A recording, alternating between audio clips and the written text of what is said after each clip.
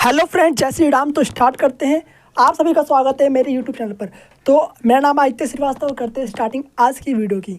तो जैसा कि हमें अपने जीवन में निरअहंकारता सीखनी चाहिए, और निरअहंकारता आप सिर्फ एक ही शख्स से सीख सकते हो, वो है हमारे आइडियल और सभी के आइडियल, जिसे आप जानते हो, श्री हनुमान जी।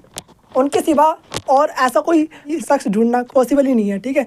तो बाकी आप एक ही लोगों से सीख सकते हो कि निरअहंकारता, और जीवन में निरअहंकारता सबसे ज़्यादा ज़रूरी है। तो होता क्या है कि सीता माता को ढूंढने के लिए श्री हनुमान जी जामवंत जी के साथ और सभी वानरों के साथ पहुंच जाते हैं समुद्र के किनारे। और वहाँ पे पहुँचने के बाद जैसा कि वो अपनी सारी शक्तियाँ भूल चुके थे, बचपन में बहुत नटखट थे, तो मतंग ऋषि ने उनको श्राप दिया और उसके कारण वो अपनी शक्ति भूल गए थे। और होता क्या है कि जामवंत जी उनको उनकी शक्ति याद दिलाते हैं, और उनको उनकी शक्ति याद भी आ जाती है। हनुमान जी को शक्ति याद आने के बाद भी वो जामवंत जी से, एक बूढ़े व्यक्ति से पूछते हैं कि अब मैं क्या करूं। अपार शक्तियों के मालिक महाबली, अष्ट सिद्धि नवनिधि के दाता हैं वो, अपार बल महाबली हमारे हनुमान जी एक बूढ़े व्यक्ति से पूछते हैं कि अब मैं क्या करूँ, मुझे क्या करना है। तो इसलिए हमें अपने जीवन में एक चीज़ सीखना चाहिए, चाहे हम कितने ही बड़े क्यों ना बन जाए, बड़े व्यक्ति से, अपने से बड़ों से सलाह लेनी चाहिए, चाहे कोई भी काम करो। अगर कोई आजकल का व्यक्ति होता और उसको शक्तियाँ मिल जाती बहुत ज़्यादा, तो क्या करता, अपने आप को बड़ा समझ लेता, और वो कभी किसी अपने से बड़े से सलाह लेना नहीं चाहता है। और किसी को कुछ ज़्यादा शक्ति मिल जाए, तो कुछ ज़्यादा पैसा मिल जाए, कुछ मिल जाए, आज के टाइम देख सकते हो अपने आसपास आप लोग, ठीक है। तो बाकी ऐसे कुछ है, पर वो इतने अपार शक्तियों के मालिक और मतलब बहुत महाबली, इतने बड़े गुरु, पर वो एक बूढ़े व्यक्ति से पूछते हैं कि जामवंत जी से पूछते हैं कि मैं क्या करूं। तो जामवंत जी उनको बताते हैं कि आपको सीता माता को ढूंढने जाना है।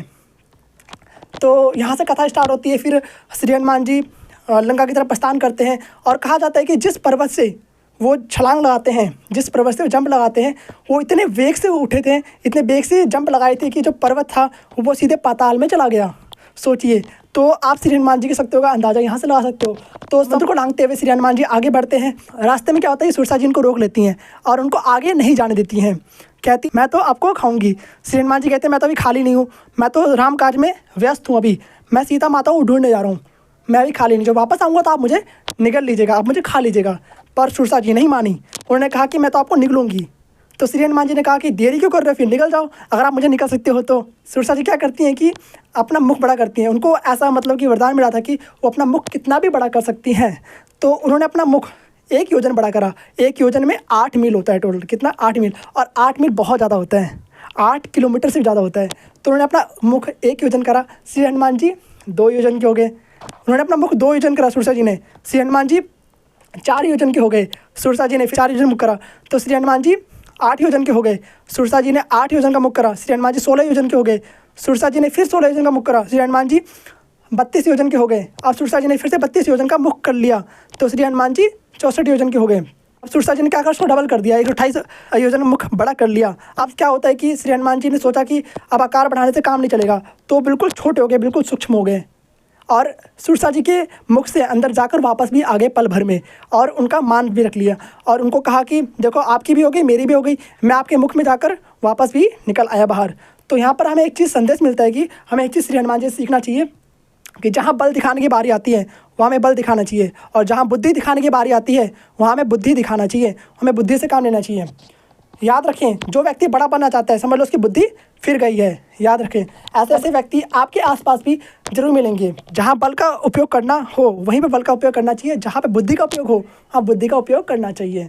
तो हमें श्री हनुमान जी से बहुत कुछ सीखने को मिलता है, और श्री हनुमान जी तो सभी के आइडियल है, मेरी भी आइडियल है। हमें उनसे बहुत कुछ सीखने को मिलता है, उनके जैसा मतलब कि ढूंढना भी मुश्किल है आज के युग में, इस कलयुग में। तो बाकी बहुत कुछ है उनसे सीखने को। तो बाकी फिर मिलते हैं आपसे किसी और नेक्स्ट वीडियो में, तब तक के लिए ओके बाय। और इस वीडियो में सिर्फ इतना ही था, और बाकी और भी आपको ऐसी इंटरेस्टिंग वीडियो आपके लिए मैं लाते रहूँगा इस चैनल पे, और ये फर्स्ट वीडियो थी। बाकी मिलते हैं आपसे नेक्स्ट वीडियो में, तब तक के लिए okay bye, thanks for watching. जय श्री राम, राधे राधे, जय श्री हनुमान जी। मिलते हैं नेक्स्ट वीडियो में, थैंक्स फॉर वॉचिंग।